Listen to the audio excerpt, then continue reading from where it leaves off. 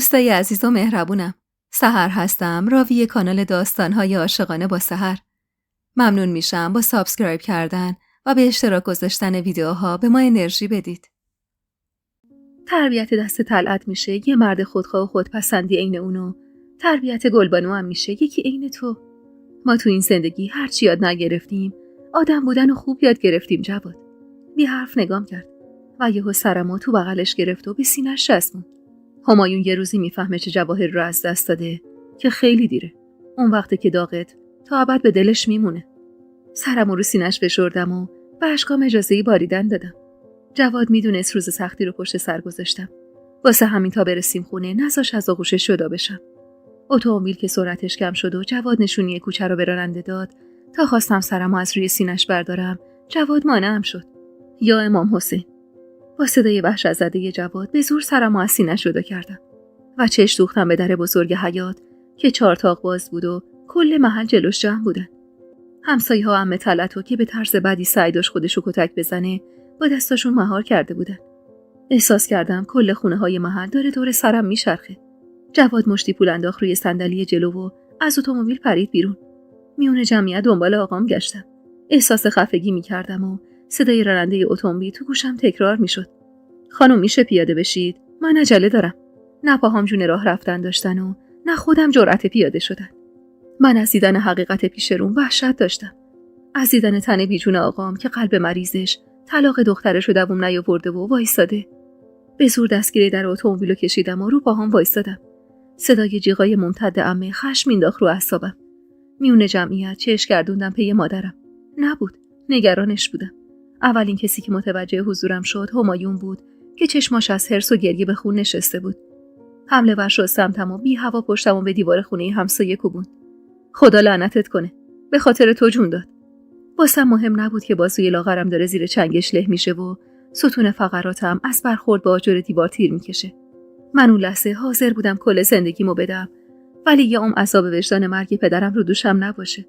تقلا کردم از حصار دستاش بیام بیرون، ولی اون هیکل تنومند کجا و من بیچاره کجا؟ صورت برافروختش رو به هم نزدیک کرد و هوار زد. دلت خنک شد؟ آره. با تو هم. چرا لال شدی؟ با داد و هوارش جواد که به زور خودش رو میون جمعیت جا کرده بود برگشت سمتمون. انتظار داشتم اونم ازم کفری باشه، ولی وقتی دید میون دستای همایون اسیر شدم پاتون کرد سمتمون و با یه حرکت همایون ازم جدا کرد. هویلند هور، فکر کردی بی صاحبه که خفتش کردی؟ تن و بدنم از شدت فشاری که روم بود میلرزید و زانوهام لحظه به لحظه سست‌تر میشد. جواد یقه پیرهن همایون رو چنگ زد و کوبوندش به تیر برق کنار کوچه. یه بار دیگه، فقط یه بار دیگه ببینم دستت بهش خورده، جفت دستاتو قلم میکنم. جون مادرمو قسم میخورم که این کارو میکنم. همایون با نفرت سر زده بود بهش. جواد که خوب توپ پرش رو سر همایون خالی کرد، کنارم ایستاد و دستشو دور کمرم حلقه کرد. پاشو، چرا خودتو باختی؟ اون یارو فقط هارت و پورت الکی داره. هیچ فخی نیست. به کمک جواد را افتادم سمت جمعیتی که جلوی در خونه وایساده بودن و گریه زاری می‌کردن. چشمم با آمبولانسی بود که کنار در پارک شده بود و گوشم پر از صدای گریه و ناله‌های عمه. جواد جوری خودش رو سپر تنم کرد که چشم عمه بهم نیفته و به زور وارد حیاط شدیم. حیاط پر بود از فامیل آشناهایی که خیلی وقت بود ندیده بودمشون. نسرین لب باغچه نشسته بود و روی زانوهاش چنگ می‌زد و گریه می‌کرد. چش شرخوندم توی حیاط پی مادرم. در خونه خانم جون باز بود و 2 مرد با روپوش سفید سعی داشتن تن بیجون افتاده روی تخت و از ایوون بیارن پایین. تو زندگیم کم جنازه ندیده بودم. ولی اون روز انگار بدنم تحلیل رفته بود که با دیدن اون ملحفه سفید روی جسد پاهام سوس شد و افتادم زمین. جواد ترسیده کنارم زانو زد. چت شده تو دختر؟ گریه عمون نمیداد حرفی بزنم. جواد دست سردم و توی دستش گرفت و سعی کرد از زمین بلندم کنه. به زور رو پام بند شده بودم که پشت سر جنازه چشمم خورد با آقام که با شونه‌های خمیده و لرزون راه میرفت. مات و مبهوت نگاش کردم. مادرم کنارش وایساده بود و زیر گوشش حرف میزد. آروم نالیدم. آقا جون زنده است. زنده است. جواد برگشت سمتم و انگار تازه فهمید دلیل حال خرابم چیه که خودشو به هم نزدیکتر کرد و کنار گوشم لب زد. به خدا داشتم نگران عقلت میشدم که شدی کاسه داغ‌تر از آش. صورت خیسم و با پشت دستم پاک کردم. پس اون جنازه یکیه؟ همایون چی میگفت؟ عمه چرا؟ انگار تازه داشت خون به مغزم میرسید و میفهمیدم چه اتفاقی افتاده. لبام بی صدا به هم خورد. خانم جون. جواد چشم ازم گرفت و دوخ به جنازه‌ای که رو دست 2 جوون سفیدپوش از حیاط خارج میشد. انگار دم سحر حالش بد میشه و چون کسی پیشش نبوده تموم میکنه. صبح عمه طلعت رفته واسش ناشتایی ببره، دیده نفس نمیکشه. با چش جنازه رو دنبال کردم. نه بغض داشتم نه اشکی تو چشمم نشست واسه باریدن. اونقدر صدقه سر این زن بلا سرم اومده بود که از مرگش خم به ابروم نیارم. آقام که پشت جنازه راه میرفت تا رسید بهمون با چشمای سرخ از گریه نیم نگاهی نثارم کرد و رو کرد به جواد. زود ببرش خونه، سر خاکم نیارش. دندون تک تک این آدما بیخ گلوش کار میکنه الان. جواد سری تکون داد و با عجله دستمو کشون سمت خونه. با دیدن آقام جون برگشته بود به تنم. همونجور که پشت سر جواد کشیده میشدم صدای ناله نفرینای عمه زبیده و زنم و اختر رو شنیدم. خدا ازت نگذره دختری خراب. تو زن بیچاره رو به کشتن دادی. جواد هرسی هلم داد تو خونه. برو تو، درم قفل کن. ترسیده دستشو چنگ زدم. چرا با من همچین میکنن؟ مگه من کشتمش؟ خوبه چند ماهه که زمینگیر شده بود. پوزخندی زد. ولشون کن. این جماعت همیشه همه رو مقصر میدونن جز خودشون. میگن واسه خاطر طلاق تو و همایون دق کرده. نمیگن یارو خودش آفتاب لب بوم بوده و راست 100 سال عمر کرده. برو تو، درم قفل کن. منم یه سر برم پیش مامان گلبانو. هر زده سر تکون دادم و در رو به هم کوبیدم. وکیل توی قفل در 3 دور تاب دادم و پشت در نشستم. فوت خانم جون درست روزی که من و همایون واسه طلاق اقدام کرده بودیم، بدترین اتفاقی بود که میتونست واسم بیفته. گرچه من بعدها حتی یه بارم سر خاکش نرفتم و یه قطره اشکم واسش نریختم، اما ترس حرف و حدیث فامیل و آشنا که افتاد به جون آقام زندگیمو سخت‌تر کرد. شاید از مرگ خانم جون غصه‌دار نشدم، ولی عزای زندگیمو به دل گرفته بودم. مادرم و جواد زودتر از بقیه از سر خاکش برگشتن. با ترس و لرز قفل در خونه رو به روشون وا کردم. مادرم اونقدر گریه کرده بود که چشماش از هم وا نمی‌شد و تا چشمش به من افتاد دستاشو سمتم دراز کرد. مادر بمیره برات که بخت و اقبالتم عین خودم سیاهه. ترسیده بودم و این رفتارای مادرم ترسمو بیشتر میکرد. جواد سعی داشت آرومش کنه. چرا همچین میکنی مادر؟ تأمینه میترسه، گناه داره. با اینکه هنوز داشت گریه میکرد به زور اشکاشو پس زد. من از این جماعت و مکرشون میترسم جواد. این زن بودنش یه درد بود، نبودنش 1000 تا درد. بغض کرده بودم. گناه من چیه؟ خانم جون 90 سالش بود. چند ماه هم بود که توی رخت خواب افتاده بود. این دیگه از شانس بد منه که امروز اجل اومد سراغش. مادرم تلخ خندید. تو این جماعتو نمیشناسی. اینا تو کل زندگیشون دنبال یه نفر میگردن که تمام تقصیرا رو بندازن گردنش. حالا کی بهتر از تو که تمام انگشتا سمتت نشونه رفته؟ اصلا کی بهتر از خانواده ما؟ این آخریا آقا تو خانم جون یکم پرشون به پر هم گیر کرده بود. سر ماجرای جواد و ارث و میراث. جواد با اخمایی در هم و کلافه یه گوشه نشسته بود. به نظر من حالا که سایه خانم جون از زندگیمون کم شده، آقام باید از این حیات دل بکنه. بریم یه جایی بی دردسر زندگی کنیم. این چه وضع زندگی آخی که ما داریم؟ حرف جواد رویای چندین و چند ساله مادرم بود. یه زندگی آروم و بی دغدغه بدور از آدمای این حیات و حرف و حدیثاشون. دم غروب بود که اهالی خونه برگشتن. انگار که حرفای بقیه به دلم رخنه کرده بود که حتی خودمم روی نگاه کردم به صورت آقامو نداشتم. یه پیراهن سیاه تنش کرده بود و گوشه اتاق کس کرده بود. خونه ساکت و تاریک بود و حتی صدایی از بچه‌های جواد و جمیلم در نمی اومد. مادرم از ترس اینکه بقیه حرفی نزنن و تمام زحمتاش نقش برآب نشه، یه لحظه هم آقامو تنها نمیذاشت. پیراهن سیاهی رو که مادرم بهم داده بود و هیچ به دلم نبود تنم کردم و راه افتادم سمت اتاقشون. دوست نداشتم به چشم آقام عین یه گربه بی چشم رو باشم. باید میفهمید قدر این قصه خوردنو و عذاب کشیدنشو میدونم. تو تاریکی نشسته بود و سر زده بود به چراغ نیمسوز خونه خانم جون که مادرم میگفت عمه طلعت اونجا نشسته و قرآن میخونه. بی حرف کنارش نشستم و با ترس و دودلی دستم رو دستش گذاشتم. آقا جون نگام نکرد و من گذاشتم پای قصه لونه کرده تو دلش. از من دلخوری آقا جون. به خدا اگه شما نخوای و رضا ندی من درخواستم و پس میگیرم و برمیگردم خونه عمه. سر چرخوند و زور زد تو چشمام. برقش که توی چشماش رو توی تاریکی اتاقم میتونستم ببینم. خجالت زده سر به زیر انداختم. اگه بگم طلاق نگیر به حرفم گوش میدی؟ از ترس بند دلم پاره شد و عرق سرد روی تنم نشست. بغض کرده نگاش کردم. مادرم قبل از اینکه بیام تو اتاق بهم گوشزد کرده بود که اگه آقا حرفی زد رو حرفش حرف نیارو بگو چشم. آب دهنمو به زور قورت دادم و لبای خشکمو از هم وا کردم. هر کاری شما بگی انجام میدم آقا جون. نگاه مغموم و دلمردش رو ازم گرفت و دوباره دوخ به خونه خانم جون. حالم اونقدر خراب بود که نمیتونستم بیشتر از اون کنارش بمونم و بی حرف برگشتم تو اتاق خودم. مادرم دستپاچه پشت سرم اومد داخل. چی بهت گفت؟ بی حوصله لب زدم. گفت اگه بگم طلاق نگیر چی کار میکنی؟ منم واسه خاطر حرف شما گفتم هرچی شما بگی قبول میکنم. ولی مامان گلبانو، من دیگه طاقت زندگی کردن تو اون خونه رو ندارم. اگه آقام بگی برگرد، هر چی زحمت کشیدم دود میشه میره هوا. کنارم نشست و دستمو محکم تو دستش گرفت. تهمینه جان، تو به من اعتماد کن. آقا الان عزاداره. حرفای طلعت و بقیه هم رفته رو اعصابش. یکم که بگذره همه چی درست میشه. البته اگه تو به حرفام گوش بدی. گیج و گنگ نگاش کردم که سرشو نزدیک گوشم کرد. بعد مرگ اون زن دیگه لم آقا دست خودمه. نمیذارم افسار این زندگی بعد از اون بیفته دست امثال طلعت و اختر. پاشو خودتو جمع جور کن، فردا تو خونه مراسم داریم. کل فامیل و دور و نزدیک میان. خوش ندارم یه دونه دخترم خودشو باخته باشه. ترسیده لب زدم. من نمیام مراسم. به خدا میترسم ازشون. اخماشو در هم کرد. پاشو خودتو جمع کن. خیر سرت یعنی مادری. مادر که نباید اینقدر ترسو باشه. این که مادرم قبول کرده بود من یه مادرم بهم امید و انگیزه میداد. چش دوختم به مارال که گوشه ی اتاق از غروب خوابش برده بود. خدا به خیر کنه فقط. مادرم خندید. خدا همیشه به خیر میکنه. ولی ما بنده هاش فقط شر کارو میبینیم. حالا ببین اگه پس این ماجراها یه خیریتی نبود. از حرفاش میتونستم بفهمم تمام گریه‌هاش واسه فوت خانم جون الکی بوده. مادرم واسه عمر از دست رفته خودش به پای خودخواهی اون زن اشک ریخته بود و من اینو از تک تک حرفاش میفهمیدم. فردای اون روز وقتی از خواب بیدار شدم که حیاط خونه پر بود از آدمای سیاه‌پوش، مردایی که با سلام و صلوات دیگای بزرگ و جابجا می‌کردن و صدای قرآنی که فضا رو پر کرده بود. مادرم پیراهن چیندار سرمه‌ای رنگی تن مارال کرده بود و رو سری کوچیکی روی موهای خوش رنگش نشونده بود. با عشق نگاش کردم.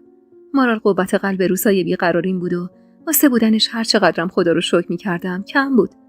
بوسه‌ای روی سرش زدم. مامان فدات شه. امروز از پیشم جم نخور. باشه. سر تکون داد و درست لحظه‌ای که خواستم از جام بلند شم دامنمو چنگ زد. مامان. یه جور مظلومی صدام زد که قلبم لرزید. جان مامان. لب ورچید. شکوفه راست میگه که تو منو به دنیا نیاوردی. عین تمام مامانایی که بچه از دلشون در میاد من از دل تو در نیومدم. ما تو مبهوت نگاش کردم. چرا از زمین و زمان میبارید واسم؟ چی میگی مارال جان؟ معلومه که من مامان تو هم. قطره اشکی چکید روی گونش. ولی شکوفه میگه کل فامیل میدونن که تو نمیتونی بچه از شکمت در بیاری. میگه حتی خود شکوفه رو هم تو از شکم مامانش در آوردی. واسه همینم تهمین ماما صدات میکنه نه ثریا. انگار ته بنبستی گیر کرده بودم که پشت سرم یه دیوار سنگی بود و جلوی روم یه راه آوار شده. بغض گلومو گرفته بود. خیلی زود بود واسه رو شدن حقیقت. مارال فقط 8 سالش بود. با صدای گرفته نالیدم. من مادر تو ام مارال جان. 8 سال تک و تنها بزرگت کردم. شاید از تو شکمم درت نیورده باشم. ولی خون دل خوردم واسه نگه داشتنت. بچه‌م مگه چقدر سن داشت واسه در کردن این حرفا. با چشمای درشت خیس از اشکش سر زده بود بهم. طاقتم تاق شد و بغلش کردم. تو همه کس منی مارال. هر کی هر چی میخواد بگه. تو دختر منی و من مادر تو. اینو تا ابد تو گوشت فرو کن دخترم. میدونستم خونو نمیشه انکار کرد. خون ثریایی که تو رگای مارال بود و من وقتو بی وقت میدیدم دخترم چقدر شبیه اونه و خواه ناخواه رفتارش بهش شبیه تر میشد. مارال این ثریا صبور و آروم بود، چیزی که من نبودم و اون روزا خدا رو شکر میکردم که مارال شبیه من نیست. مراسم خانم جون با اون جو سنگین و پچ پچ اهالی محل و فامیل کم سخت بود که حرفای مارالم کل روز عین خوره افتاده بود به جون مغزم. صدای قرآن که به گوشم میرسید یه گوشه از حیا زانوی غم بغل میگرفتم و اشک میریختم. نه واسه خاطر مرگ زنی که تو زندگیم هرچی کشیده بودم از چشم اون میدیدم، که به خاطر خودم و دخترم. دختری که روز به روز بزرگتر میشد و عاقل‌تر. همایون دورا دور نگام میکرد و نمیدونم از ترس تهدیدای جواد بود یا نگاههای چپ چپ آقام که جرئت نداشت بهم نزدیک شه. شب با تنی خسته از کار و روحی خسته تر از نیش و کنایه‌های اهالی خونه چپیدم تو اتاقم. مارال خونه محبوبه بود و تموم فکر من پی اون. که ضربه‌ای به در اتاقم خورد. آقام بود که احساس میکردم یه شب 10 سال شکسته تر شده و من چقدر خجل بودم از این اتفاقا و حرفایی که تو روز از دهن عمه و زنمو شنیده بودم. هنوزم سر حرفت هستی؟ جلوی در وایستاده بود و نگام میکرد. میدونستم منظورش چیه، ولی خودمو به گیجی زدم. کدوم حرف آقا جون؟ اگه بگم برگرد سر زندگی برمیگردی؟ چند لحظه ای مات و مبهوت نگاش کردم و به سختی سر تکون دادم. بله آقا جون. مکث کوتاهی کرد، انگار که میخواست حرفشو مزه کنه و خیالش جمع بشه. میگم فردا همه جمع بشن خونه خانم جون. بس هر چقدر حرف و حدیث پشتتون بود. باید تکلیف هممون روشن بشه. لب به دندون گرفتم تا طاقتمو از دست ندم و حرفی نزنم که دلش بشکنه. آقام که از اتاق رفت بیرون، سرمو تو بالش فرو کردم و جیغ زدم. برگشتم به زندگی با همایون تنها چیزی بود که بعد از این همه رسوایی نه تنها دلم که حتی عقلم هم نمیخواست. سخت بود کوتاه اومدن و سپردن افسار زندگی که به بدبختی ساخته بودم به دست پدر و مادرم. اون شب تا خود صبح خودخوری کردم و 10 دفعه از جام بلند شدم برم سراغ آقام و بگم که نمیخوام برگردم به اون زندگی. ولی یه حسی مانعم میشد. یه حسی شبیه عذاب وجدان پیراهن سیاهی که تنش بود و من باورم شده بود باعث صبحانیشم. 11 بهمن ماه سال 59 بود. 3 روز از مرگ خانم جون میگذشت و تمام در و دیوار حیاط رو پارچه‌های سیاه پوشونده بود. آقام شب گذشته به جواز سپرده بود که اهالی حیاط رو خبر کنه که فردا صبح زود تو خونه خانم جون جمع بشن. تا صبح دور اتاق چرخیده بودم و اونقدر پوست لبمو کنده بودم که مزه شوری خون رو تو دهنم حس می‌کردم. مادرم لقمه نون پنیر دستم داد و تاکید کرد که پیراهن سیاهمو تنم کنم. از دلشوره حس می‌کردم هر آن ممکنه هر چی خوردم و نخوردم و بالا بیارم. جواد نزدیکم شد. تهمینه جان، آقا جون که نمیتونه مجبورت کنه. بی خود اینقدر ترس برات داشته. اگرم گفت برگرد به همایون تو مجبور نیستی قبول کنی. بدون اینکه لب بزنم نگاش کردم. اگه حرف آقامو قبول نمی‌کردم چی کار می‌کردم؟ باز فرار. برگشتم به روزگاری که پیرم کرد. از سرگذروندن روزایی که فقط خودم میدونستم چیا بهم گذشته. درسته که من واسه کنار همایون زندگی کردم برنگشته بودم به این خونه. ولی قرار نبود کار خطای چند سال پیشمو باز تکرار کنم. با اینکه جواد اصرار داشت ما رو با خودم نیارم، ولی دستشو محکم تو دستم گرفتم و پشت سرشون راه افتادم سمت خونه خانم جون. صدای همهمه و شلوغی و کف شدم پایه‌ای لنگه به لنگه دم در نشون میداد همه جمعن و ما نفرای آخر. سعی کردم محکم باشم و ترس و دلهوری توی نگاهمو پنهون کنم. با ورود من و مارال سکوت سنگینی فضا رو گرفت و همزمان صدای عمو منوچهر رو شنیدم.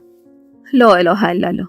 معلوم نیست داداش منصور چه خوابی واسمون دیده که صبح کله سر همه رو اینجا جمع کرده. ترسیده نگاهمو دور تا دور اتاق چرخوندم. ریز و درشت همه بودم به جز آقا. یه گوشه دور از جمعیت کنار مادرم نشستم و چش دوختم به رخت خواب خانم جون که مرتب و تا خورده کنج دیوار گذاشته شده بود. طول کشید تا آقام بیاد. اونقدری که سکوت سنگینشون با پچ‌پچای خال زنکی شکست و از گوشه و کنار اسممو میشنیدم. با حس سنگینی نگاه کسی سر بلند کردم.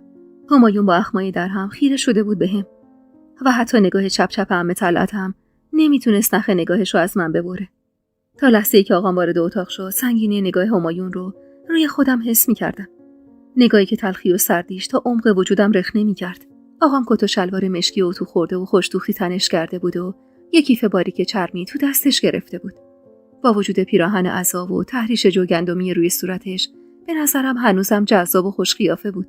زیر لبی سلامشون رو جواب داد و بالای اتاق درست روی صندلی فلزی خانم جون نشست. توی نگاهش چیزی بود که هیچ وقت ندیده بودم. یه چیزی شبیه غروری که وقتی روی صندلی خانم جون نشست ترس به جونم انداخت.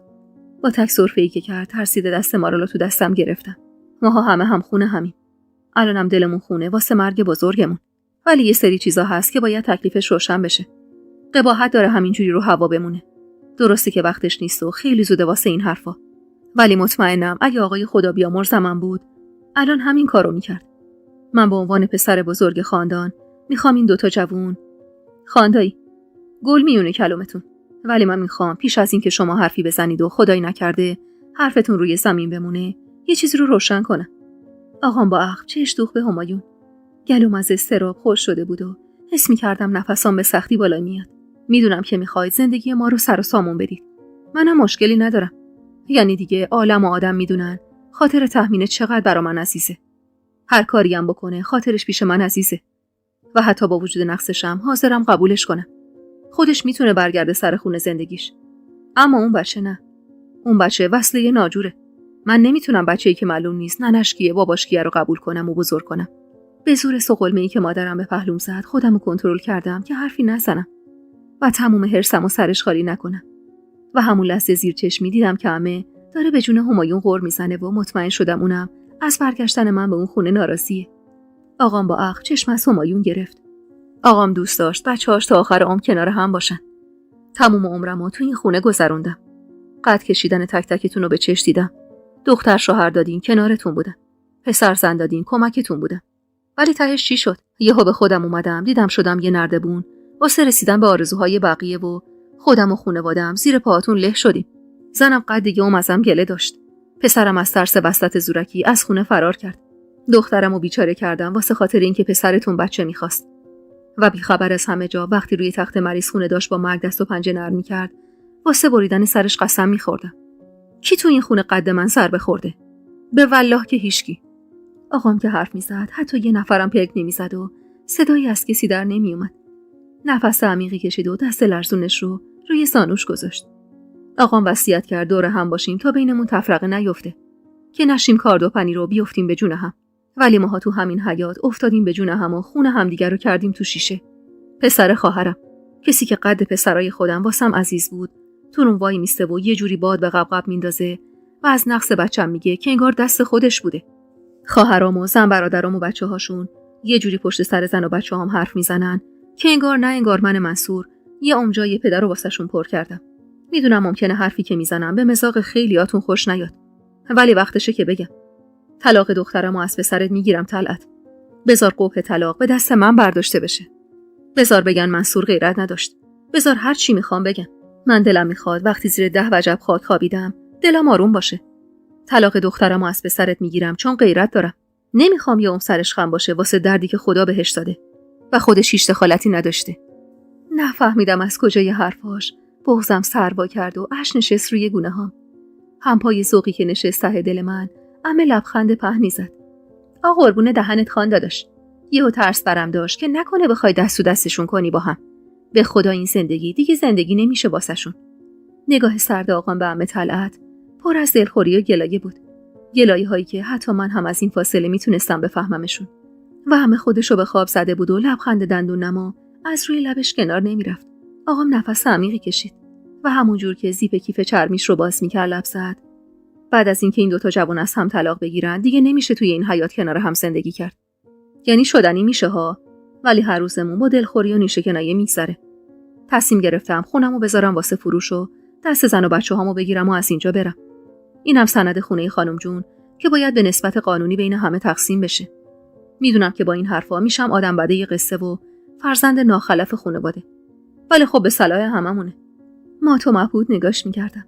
با تموم شدن حرفاش چنان همه ای را افتاد که یه هم به گوشام شک کردم و برگشتم سمت مادرم که با دهن نیمه باز زور زده بود با آقام.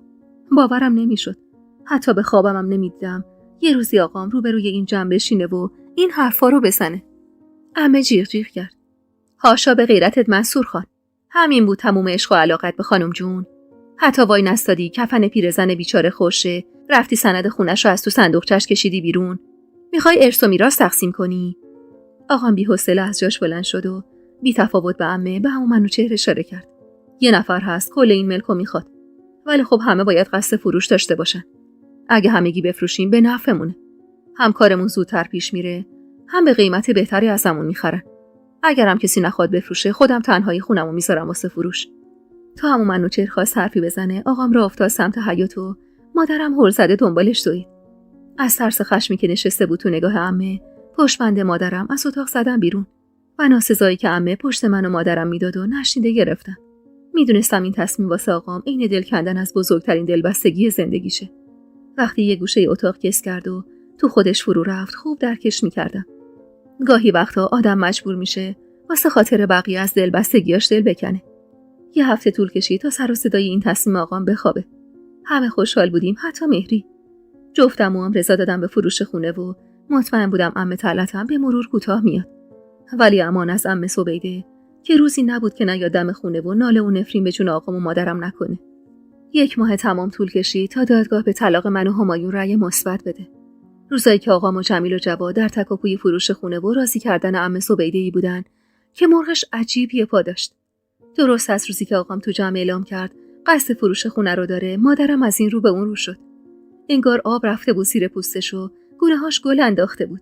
کل روز عین پروانه دور آقام میچرخید و در مورد خونه جدید نظر میداد. روزای عجیبی بود. روزایی که انگار خواب بودم و رویا میدیدم.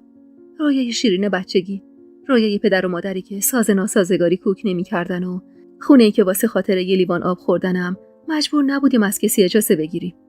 روز طلاقمون مادرم و پدرم و عمه و حاجی با همون اومدن. توی نگاه مغرور همایون سره‌ای پشیمونی دیدم و حس کردم منتظر یه اشاره است واسه برگشتن. ولی به روی خودم نیاوردم و بدون معطلی پای تمام برگه ها رو امضا زدم و از تمام حق و حقوقم گذشتم. طلاق به خودی خود باعث کدورت بین خانواده ها میشد و اگه من میخواستم مهریم رو هم ازش بگیرم قطعاً مشکلاتم بیشتر میشد. همایون که با دستایی که به وضوح میلرزید و دودلی پای برگه آخر رو امضا زد، نفس عمیقی کشیدم. پای گوشه نشستم تا حاج آقا صیغه طلاق جاری کنه. با اینکه طلاق به خواسته دلی خودم انجام شده بود، اما لحظه‌ای که با فاصله ازش روبروی حاج آقا نشستم و صدای صیغه طلاق خوندنش توی گوشم پیچید، دلم گرفت. دلم از خودم که نه، از خدا گرفت که اگه این دردو بهم نداده بود شاید این بلاها سرم نمی اومد. حاج آقا که دفترشو به هم کوبید از فکر و خیال بیرون اومدم. خب کار شما تمومه. فقط زوجه باید 3 ماه و 10 روز عده نگه داره. تو این مدت هم آقا میتونن به خانمشون رجوع کنن. قبل از اینکه حتی فرصت کنم کمی فکر کنم، همایون پرید میونه کلامش. حاج آقا این خانم معیوبه، رحم نداره. من پرسیدم اینجور زنا رفع عده میشن و طلاقشون غیر قابل برگشته. با این حرفش اخمای آقام در هم شد و صورت مادرم چین برداشت. اما امان از دل من که چیزی ازش نمونده بود واسه شکستن. انگار کار خدا بود که درست لحظه‌ای که داشتم واسه از هم پاشیدن زندگیم ازش گله می‌کردم، دوباره رگه‌هایی از خودخواهی و تکبر همایون رو بهم نشون بده تا یادم بیاد که این مرد لیاقت عشق منو نداشته. حاج آقا سر تکون داد و پای طلاقنامه رو امضا کرد و به همین راحتی من تو سن 28 سالگی شدم یه زن مطلقه که از دید اطرافیان معیوب و ناقص بود. عمه خوشحال بود که لازم نیست عروس طلاق گرفته‌اش عده نگه داره و اون مجبور نیست 3 ماه تموم ترس برگشتن به خونش رو به جون بخره. از دفترخونه طلاق که زدیم بیرون، آقام هنوز زخماش در هم بود و مادرم سعی داشت به حرفش بیاره. میگم منصور خان، بریم چند تا خونه‌ای که نشون کردی ببینیم. بی‌حوصلگی آقامو درک می‌کردم. واسه اون مرد 60 خورده ساله که تمام عمرش رو پای آدمای اون خونه تلف کرده بود سخت بود که ببینه غرور و غیرتش به دست همین آدما له شده. به دست کسی که جای پسرش بود. دستمو دور بازوش حلقه کردم. آقا جون، مادر راست میگه. بریم ببینیمشون. نگاه غمزده‌ای بهم انداخت و چند لحظه‌ای مکث کرد. به زور لبخند زدم. آقا جون، حقیقت تلخه. ولی خب حقیقت دیگه. نمیشه انکارش کرد که من عیب دارم. همایونم واسه همین عیبم طلاقم داده. نمیشه بشینیم تا قیامت حساب بگیریم که. سیبک گلوش که بالا و پایین شد، بغضم گرفت. آه عمیقی کشید و راه افتاد سمت اتومبیلش. یه 3 طبقه دیدم طرفای غرب. صابخونه چون میخواد بره فرنگ مفت میفروشه. بریم اونو ببینیم. بی حرف نشستم رو صندلی عقب و پیشونیمو چسبوندم به شیشه. مادرم با ذوق از خونه رویاهاش میگفت و من فکرم درگیر آینده بود. زندگی مارال، کاری که صدقه سری جنگ از دست داده بودم و مملکتی که النگش رو هوا بود. نمیخواستم بار زندگیم رو دوش آقام باشه.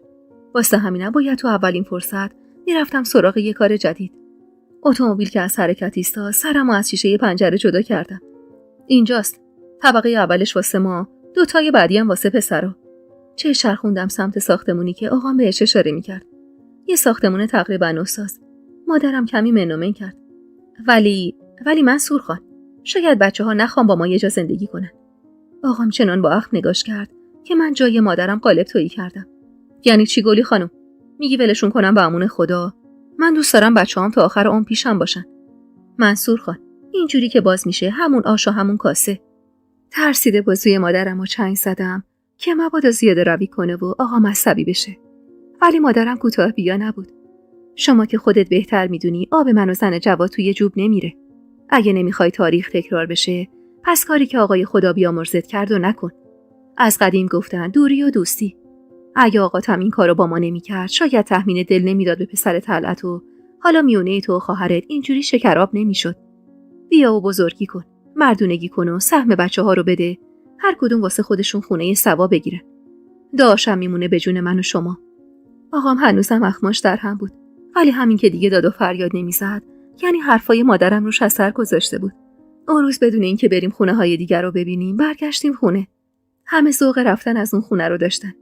الا همه زبیده و همین نارضایتیش باعث شده بود کار فروش خونه ها سخت پیش بره.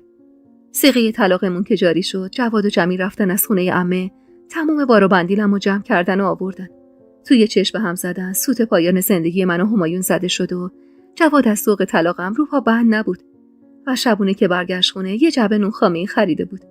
مادرم همون جور که چینیای گل قرمزیشو کاغذ پیش می‌کرد و توی کارتون می‌ذاشت نگاش کرد. شیرینی واسه چیه؟ جواد سرمستانه ابروشو بالا پایین کرد. شیرینی آزادی تحمین خانوممونه دیگه. کم چیزی نیست رهایی از چنگال عمه طلعت و پسر خودخواهش. ناخودآگاه لبخند نشست روی لبم و مادرم لب به دندون گرفت. اینا رو جلو آقات نگی یا جواد. هرسی میشه واسه قلبش بده. جواد دستشو دور کردن مادرم حلقه کرد و گونه‌شو بوسید. به روی چشم گلی خانم. جلوی منصور خانتون زانوی غم بغل میکنیم که ای وای چرا آبجی ما رو طلاق دادن. ولی خب حداقل بذار تو خودمون ذوق کنیم دیگه. لبای کش اومده به لبخند مادرم نشون میداد اونم از وضع پیش اومده راضیه. و تنها کسی که اخماش در هم بود مهری بود که اصلا حال و روزشو درک نمی‌کردم که چرا باید از طلاق من ناراضی باشه. 2 ماهی طول کشید تا همه زبیده کوتاه بیاد و رضا بده به فروش خونه خانم جون. همه در تک و پوی اسباب کشی بودن و من به چشم می‌دیدم که تک تک آدمای اون حیاط از زندگی دور همی سیر شده بودن و له له می‌زدن واسه زندگی جدید. کل ملک آب و اجدادیمون توسط یه مرد جا افتاده سیبیل کلوف خریده شد. 3 روز بعد از فروش خونه آقا من و جواد و جمیل رو صدا زد تو اتاقش. یه مشت کاغذپاره ریخته بود جلوش و حساب کتاب می‌کرد. مادرم کنار آقام نشسته بود و با چشم و ابرو اشاره کرد تا بشینیم. میتونستم حدس بزنم آقام چیا میخواد بگه. از غم تو نگاهش مشخص بود درد دلش چیه. اون شب آقا سهم الارث جواد و جمیل رو بهشون داد و باشون اتمام حجت کرد که دیگه هیچ ادعایی در مورد ارث پدری نداشته باشن. غم تو نگاهش دلمو به درد می آورد و میفهمیدم چقدر این کار واسش سخته. ولی به خاطر حرف مادرم کوتاه اومده بود.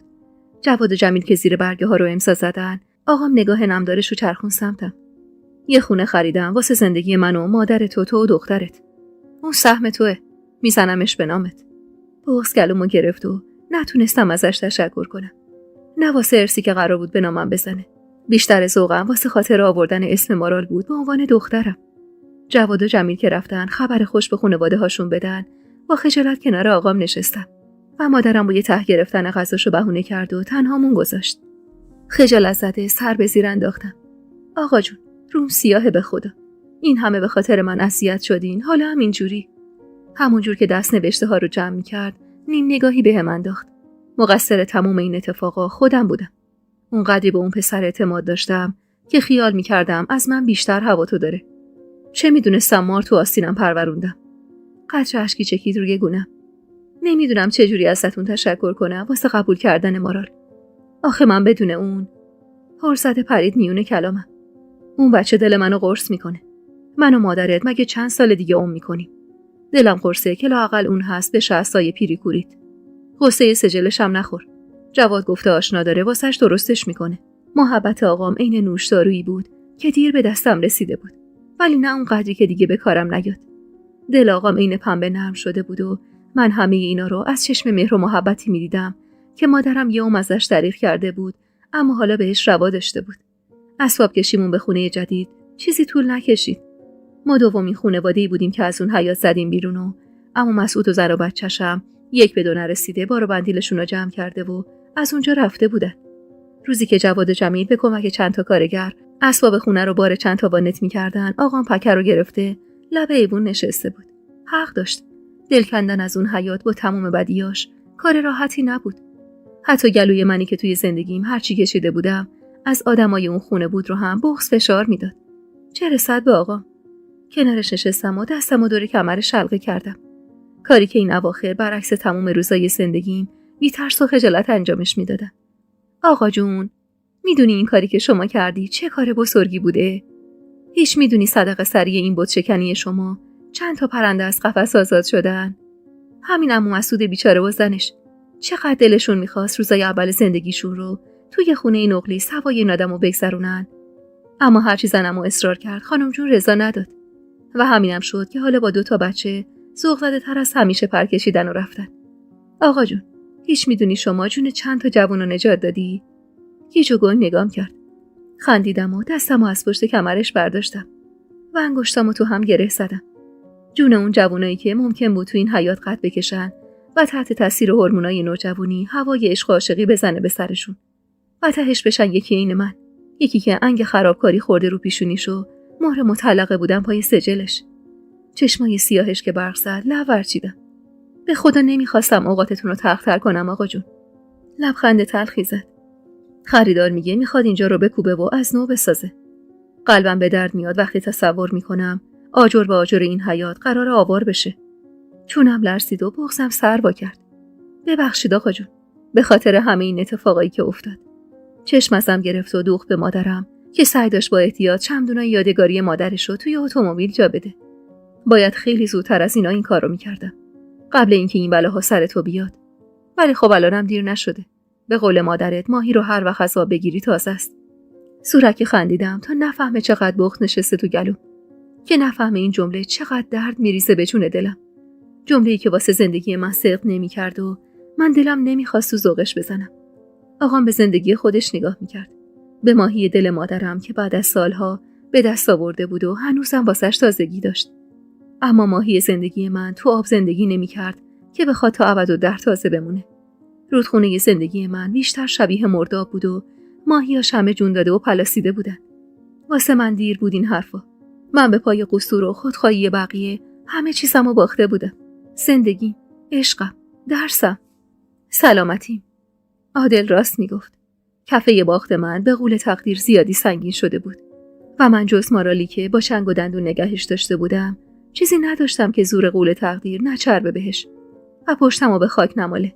نفس عمیقی کشیدم و از کنارش بلند شدم و رفتم کمک بقیه تا از طول کشید بار زدن وسیله ها. جواد چارپایه چوبی مادرم و پشت وانت گذاشت و دستاشو به هم کوبید. خب دیگه، بالاخره تموم شد. سوار شید بریم که کلی کار داریم. یه نگاه عمیق انداختم به کل حیات. نزدیک عید بود و درخت‌ها جوونه زده بودن. اما این هر سال باغبونی نیومده بود تا گل جدیدی تو باغچه بکاره و بهار رو به حیاتمون بیاره. جواد بازومو چنگ زد. وایسادی نشخوار خاطرات میکنی؟ بیا بریم، دیر شد. ناچار چشم برداشتم از اون حیات و خونه‌هاش و سوار اتومبیل شدم. مادرم لباش خندون بود و چشماش براق. همونجور که شمعدونای یادگاری رو تو دستش گرفته بود کنارم نشست. از حیات خونه که زدیم بیرون هیچ کسی بدرقمون نکرد. انگار تمام اهالی اون حیات از هم سیر بودن و لحظه شماری میکردن واسه رفتن. خونه جدید یه خونه نسبتاً بزرگ بود با 3 اتاق که 2 از اتاقاش با راه پله باریک از خونه جدا میشد. مادرم به جواد اشاره کرد. مادر، قربون قد و بالات، وسایل تحمینه و دخترش رو ببرین طبقه بالا، ما یه اتاق بستمونه. از اون جهیزیه که از خونه عمه برگردونده بودیم نفرت داشتم، ولی چیزی نگفتم. با وجود خستگی زیاد همه وسیله ها رو از اتومبیل پیاده کردیم. جمیلم رفت واسه شام چند سیخ کباب گرفت. بچه‌ها از دیدن خونه جدید ذوق زده شده بودن و شلوغ می‌کردن. جواد همونجوری که سعی داشت از میون وسیله‌های کارتون شده مادرم چند تا پیش دستی پیدا کنه، زیر لب غرغره نامفهوم می‌کرد. خسته و کوفته وسط اتاق روی فرشی که بی‌نظم و کج و کله پهن شده بود دراز کشیدم و زل زدم به گچکاری رنگی سقف. با صدای زنگ در حیاط همه گیج و گنگ به هم دیگه نگاه کردیم. جواد خندید. چتونه؟ چرا همچین می‌کنید؟ تا حالا زنگ در حیاط نشنیده بودین؟ جمیل از جاش بلند شد تا بره سمت در که جواد مانعش شد. داداش، تو بیا این کارتونو بلند کن، بذار یکی دیگه بره درو وا کنه. تهمینه. پاشو دختر، نشستی چیو نگاه میکنی؟ حتما کارگرا برگشتن و یه چیزی جا گذاشتیم تو اتومبیلشون. جمیل که رفت کمک جواد، ناچارن از جام بلند شدم و لخ لخ کنان راه افتادم سمت در حیاط. زنگ در بی‌وقفه زده میشد و من خسته رو کلافه‌تر میکرد. هوا تاریک بود. نسیم خنکی روی پوست دست برهنم میشست. چفت در رو کشیدم و بی‌حوصله و کلافه در رو باز کردم. چه خبرتونه؟ اومدم دیگه. روبرون وایساده بود. چشمای سیاه مهربونش تو تاریکی شب برق میزد. حسابی لاغرتر شده بود و لباس رزم به تنش بود. یهو دلتنگی چند ماه اخیر حمله کرد پشت پلکامو، دیدم و تار کرد. سلام بر بانوی بهشتی. خوبی بی وفا؟ خط لبخند کج گوشه ی لبش پرتم کرد به خونه سرایداری ته حیاط مدرسه. به طوفانی که هر روز عصر به یه بهونه‌ای میومد دیدنمون. به روز آخر و دل کندن ازش. به حرفای محبوبه. میگن یه مردی به خاندایی زنگ زده، انگار اسمش طوفان بوده. بی هوا هرس و کینه جای دلتنگیم رو گرفت. من بی وفام. تو که خودت یه تنه دست هر چی بی وفاست از پشت بستی. چه بدی در حقت کرده بودم طوفان که این کارو با هم کردی؟ هان، مگه جای تو رو تنگ کرده بودم که نشونیمو گذاشتی کف دست آقا؟ با لبخند نگاه میکرد و همین حرسمو بیشتر میکرد. خجالت زده سری تکون داد. مگه بد شد واسط؟ نگاه کن ببین برگشتی با آغوش خانواده. یه لحظه زبونم بند اومد و وقتی به خودم اومدم که از حرص سر و روش بسته بودم و بهش تکیه کرده بودم. زنگ در که دوباره به صدا در اومد. جواد و مادرم اومدن تو ایوون. تهمینه، پس چرا در رو باز نمی‌کنی؟ مستصل نگاهمو دوختم به جواد. نمیدونستم چی باید بگم کی پشت در وایساده. خنده به زور کنترل شده ی جواد به شکم مینداخت. پاتون کرد تمام بازومو گرفت. از بچگی تا الان این چشما دستتو رو می‌کرده. بکش کنار ببینم. خجالت زده دستی به صورتم کشیدم و از جلوی در کنار رفتم. جواد تا چشمش به طوفان افتاد، سوق زده دستاشو از هم وا کرد و تو آغوشش کشید. قلبم بی‌محابا تو سینه میکوبید و نگاه خیره مادرم معصبم میکرد. جواد طوفانو کشون تو خونه و تا خواست مادرم که با چشمای مشتاق زل زده بود تو صورتش معرفیش کنه، مارال وارد حیاط شد. و تو چشمش به طوفان افتاد، شروع کرد به جیغ کشیدن. داداش طوفان مهربونم. دخترم دسته کوچیکشو دور کمر طوفان گره کرده بود و صورتشو به شکم طوفان چسبونده بود.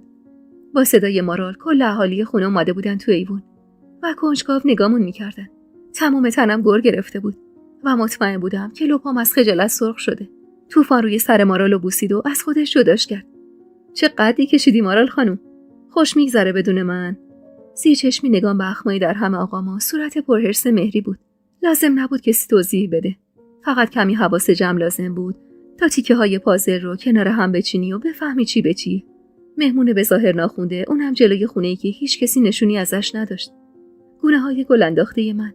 مارالی که از ذوق گریه می‌کرد و اسم طوفانی که تو ذهن همه حک شده بود. جواد با خنده دستشو پشت کمر طوفان گذاشت. این داشت طوفان ماست. آقا جون، همونی که بهت زنگ زد. رفیقمون از جبهه برگشته، خسته و کوفته است. تا کی میخواد مثل ندیده ها وایسید رو ایوون و زل بزنید بهش. آقام به زور خودشو جمع و جور کرد و یه لبخند زورکی زد. خوش اومدی پسر جان. بفرما تو، خسته راهی. مادرم اما هنوزم خیره نگاش میکرد و من مطمئن بودم داره حرفای اون روز مهری رو تو ذهنش کنکاش میکنه. جواد خوشحال و خرسند سفره شامو پهن کرد و به زور طوفانو کشون سر سفره. مارال حتی واسه یه لحظه هم از کنار طوفان جمع نمیخورد و همین شک و تردید بقیه رو بیشتر میکرد. موقع جمع کردن ظرفای شام وقتی پای سینک وایسادم، نسیم زن جمیل با خنده مصنوعی کنارم وایساد. تهمینه جون، به خدا اگه مطمئن نبودم رحم تو از دست دادی میگفتم این بچه تو و این مرده. خجالت زده لب به دندون گرفتم. چی میگی زن داداش؟ طوفان رفیق داداش جوادمه. مهری از وضع پیش اومده سوء استفاده کرد. رفیق جواد بود، الان بیشتر دیگه رفیق خودته. مادرم اخماشو در هم کرد. بس دخترا، از اون خونه نزدم بیرون که تو خونه خودم هم زخم زبون بشنوم. با تشری که مادرم به مهری زد، نسیم ترسیده خودشو جمع جور کرد و لبخندی مصنوعی به لب زد. نه به خدا، من اصلا منظور بدی نداشتم. فقط واسه خاطر وابستگی مارال به این مرد غریبه اینو گفتم. هر حرفی میزدم به ضررم تموم میشد. توی شرایطی قرار گرفته بودم که از همه نظر همه چیز علیه من بود و فقط خدا رو شکر میکردم که طوفان امروز اینجا اومده سر وقتم. نه خونه قدیمی و جلوی چشم اون همه دشمنی که منتظر بودم پا کج بذارم و انگشت اتهامشون رو دوباره سمتم دراز کنن. بعد از شام طوفان که قصد رفتن کرد، جواد صدام زد. تهمینه، تو یه چیزی بهش بگو. میخواد بره مسافرخونه. آقا جونم هرچی اصرار میکنه نمیمونه. دست باچه نگاش کردم. جواد انگار خبر نداشت زنش پشت سرش چه موشی میدونه وسط زندگی من. منو منی کردم. خب آخه کجا میخوای بری نصف شبی؟ حالا که آقام هم اصرار میکنه بمون دیگه. صدام از دلهره و نگرانی میلرزید و نگاه خیره آقام ترس بیشتری مینداخت به جونم. طوفان خجل سر به زیر انداخت. فقط 2 روز مرخصی دارم. جواد که گفت جابجا شدین گفتم بیا مارالو ببینم. چنان سر به زیر انداخته بود و با خجالت و شرم حرف میزد که به چشمم هیچ شباهتی با اون طوفان سرخوش و سر و زبوندار نداشت. جواد بی این که وقت تلف کنه شروع کرد به باز کردن رخت خوابای چادر پیش شده ای مادرم. مارال از ذوق موندن طوفان کف دستاشو به هم کوبید و جیغ زد. نگاهم مات رگایی بیرون زده دستاش بود. 10 سال تموم طوفان تنها کس من بود. اونم درست روزایی که تموم کس و کارم پشتمو خالی کرده بودن. چجوری این همه وقت دوریشو طاقت آورده بودم؟ جواد همونجور که 2 تا تشک انداخته بود رو دوشش، راه افتاد سمت اتاق پدر و مادرم. مهری خانم، با اجازت یه امشب مردونه سوا زنونه جدا. آقا طوفان، شما هم کم ناز کن، پاشو 2 تا تشک بیار که کلی حرف هست که باید از زیر زبونت بکشم. طوفان خجل زده خندید و از آقام اجازه گرفت و پا شد. حسم به طوفان یه حس قوی و عجیب بود. دوستش داشتم و تموم وجودم پر می‌کشید واسه کنارش بودن. اما در عین حال یه حسی ته دلم نهیب می‌زد که تأمین خانم، حق اون مرد نیست که با توی مریض زندگی کنه. اون شب با مادرم و بچه‌ها و زن داداشا رفتیم طبقه بالا واسه خواب. نیمه‌های شب بود که حس کردم از توی حیاط صدای پچ‌پچ میاد. بی صدا از جام بلند شدم و از پنجره سرک کشیدم. جواد و طوفان لب ایوون نشسته بودن و حرف می‌زدن. دلم پر می‌کشید که باهاش هم کلام بشم و اون به هر دری بزنه تا کارشو واسم توجیه کنه. بی صدا پله‌ها رو پایین اومدم و خودمو رسوندم به ایوون. نه، خدا رو شکر اوضاع خوب پیش رفت. خیلی راحت طلاق گرفتن.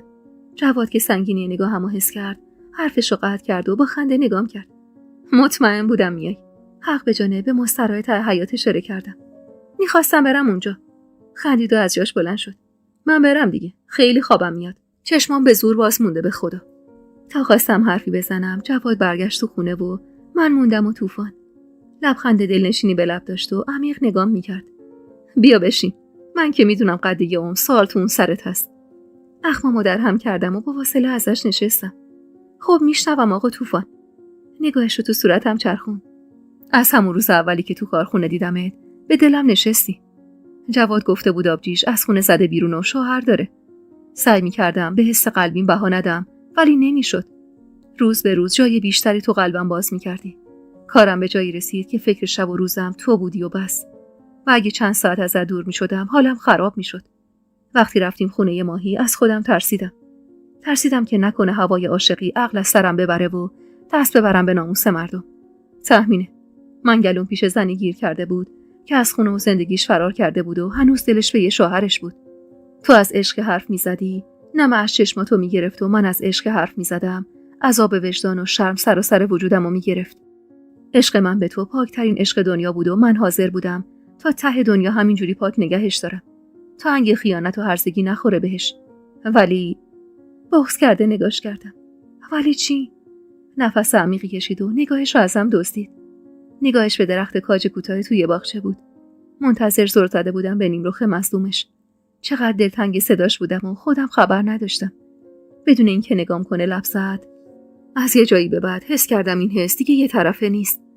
از اون حیاط مدرسه‌ای که هر روز دم اومدن من آبپاشی میشد و از لباس نوعی که دلبرم تنش میکرد و عطر ملیحی که باهاش دوش میگرفت.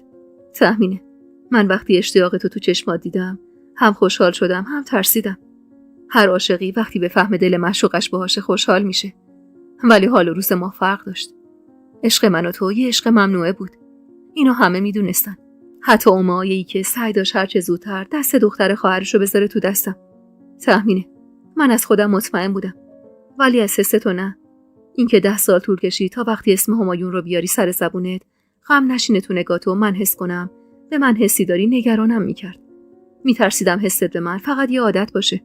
واسه همینم به هر دری زدم تا تکلیف جفتمون رو روشن کنم. به جواد سپردم تا از خونه پدریت واسم خبر بگیره.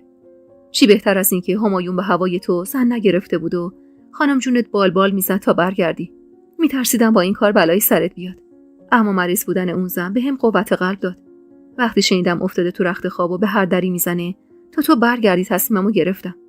گفتم مرگ یه بار، شیون یه بار. باید تکلیف جفتمون معلوم میشد. شطور سواری تا کی دلا. نشونی جوادو دادم به آقات و با جواد هماهنگ کردم. دلخور و مغموم رو هستش برگردوندم. چطور نترسیدی؟ چطور تونستی اینقدر شجاع باشی که هلم بدی تو دهن شیر؟ لبخند ملایمی روی لبش نشست. من به اون زنی که با بدترینا دست و پنجه نرم کرد و تو اوج سختی باری یه بچه یتیمو به دوش کشید اعتماد داشتم. میدونستم از پسش برمیای و میبینیم که اومدی. اگه از پسش بر نمی اومدم چی؟ اگه کم می آوردم چی؟ اگه الان جای اینجا تو اتاق که بالا خونه عمه بودم چی؟ هیچ به اینا فکر کردی طوفان؟ انگشتشو تو هم قفل کرد و سر به زیر انداخت. من مطمئن بودم کم نمیاری. ولی از یه چیزی مطمئن نبودم و همین باعث شد این کارو بکنم. خیره بودم بهش و منتظر بودم تا ادامه حرفش رو بزنه. خجالت زده نگام کرد. میترسیدم حست به من از سر عادت و بیکسی باشه. واسه همین خواستم برگردی تو اون خونه و با اون مرد روبرو بشی. میخواستم اگه حسی بهش ته دلت مونده و امکان زنده شدنش هست بشه و من بفهمم با خودم چندم. تهمینه. اگه بدونی این چند ماه چی کشیدم دیگه اینجوری واسم اخم و تخم نمی کنی. فقط خدا میدونه چه عذابی کشیدم تا جواد خبر بده که از همایون طلاق گرفتی. بغضم سر با کرد و عین قدیما بی خجالت جلوش اشک ریختم. مهربون نگام کرد. حالا فهمیدی چرا این کارو کردم باهات؟ چون میخواستم تکلیف خودم و خودتو روشن کنم. تهمینه. بدترین نوع عشق عشقیه که حس کنی دل معشوقت به یکی دیگه است. من ماهی رو از نزدیک دیده بودم و حسش رو از عمق وجودم درک میکردم و عذاب میکشیدم. نمیخواستم عین ماهی از ترس تنهایی تا آخر عمر عذاب بکشم. ریسک کردم و فرستادم تو دهن شیر تا دلم از عشقمون قرص بشه. با پشت دست اشکامو پاک کردم. وقتی شنیدم تو این کارو باهام کردی حس کردم دنیا به آخر رسیده. لبخند با نمکی زد. این خاصیت عشقه. آدم فقط وقتی حس میکنه دنیاش به آخر رسیده که حس کنه عشقش بهش نارو زده. از اینکه اینقدر بی ترس و بی پروا از عشق حرف میزد گونه هام گر گرفت و عرق شرم نشست روی تنم. من 10 سال تموم با این مرد سایه به سایه زندگی کرده بودم و حتی بیشتر از برادرم باهاش راحت بودم. ولی حالا که حسشو به هم اعتراف کرده بود و از حسم خبر داشت ازش شرمم میشد. با یه حرکت خودشو به هم نزدیک کرد و گردنشو خم کرد تا بتونه تو چشمام نگاه کنه. تهمینه. من تو زندگیم هیچ وقت کسی رو نداشتم که اینقدر خاطرشو بخوام. تو و بعدش مارال عزیزترین آدمایی هستین که داشتم و دارم. صبر کردم تا تکلیفت با دلت روشن بشه بعد بیام باهات حرف بزنم. کمی منومن کرد و دوباره ادامه داد. تهمینه. اگه تو هم دلت با دل منه قبول کن باقی عمرمونو با هم بگذرونیم. چون هم لرزید و اشکم سرازیر شد. طوفان مجرد بود و من مطلقه. طوفان سالم بود و من معیوب. حقش نبود باقی عمرش پای منی که نمیتونستم یه بچه بهش بدم تلف بشه. با صدای گرفته نالیدم. اگه با من باشی تا آخر عمر داغ پدر شدن رو دلت میمونه. مظلوم نگام کرد. اگه با تو نباشم تا آخر عمر داغ عشق رو دلم میمونه. چه تو نگاهش بود که قلبمو ذوب میکرد. به زور چشم از نگاه غمزدش گرفتم و سر به زیر انداختم. تو مجردی و سالم. میتونی 1000 تا بهتر از من پیدا کنی.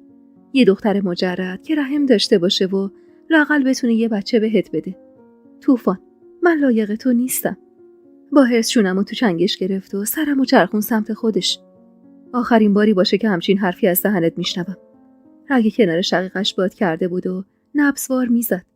مردمک چشماش درشت شده بود و از حرص میلرزید. پلک عمیقی زد و دستشو پس کشید. از دید من تو بهترین زن دنیایی. نه که خیال کنی چون عاشقت شدم اینا رو میگم و نه به خدا. من سالها با خیال تو زندگی کردم.